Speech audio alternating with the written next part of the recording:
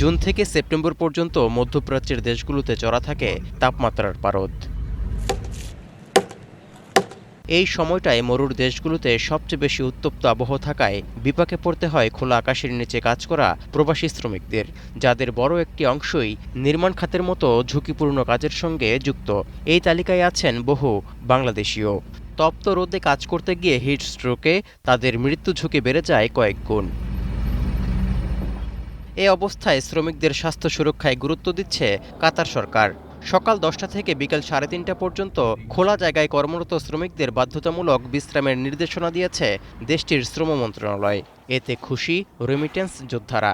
কাতারের যে গরম, যে তীব্র গরম পড়ছে এই সময়ে, এই 3 মাস সত্যি বলার বাহিরে। আমরা শ্রমিকরা যাতে বাইরে কাম না করি, কাতার সরকার এই সিদ্ধান্ত নিয়েছে, এই জন্য কাতার সরকারকে আমরা ধন্যবাদ জানাই।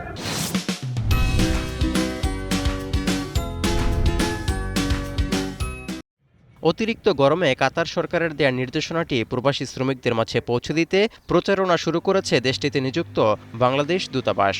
অনেকেই হিট স্ট্রোকে মারা যাওয়ারও সম্ভাবনা থাকে, সেক্ষেত্রে এই নির্দেশনা প্রদান করা হয়েছে এবং বাংলাদেশ দূতাবাস থেকে আমরা এই বিষয়টিকে প্রচারণা করছি। আমরা আহ্বান জানাচ্ছি যেন শ্রমিকরা এই সময়টায় বাইরে কাজ না করে শেডের মধ্যে থাকেন এবং এই কাতার সরকারের এই আইন মেনে চলেন।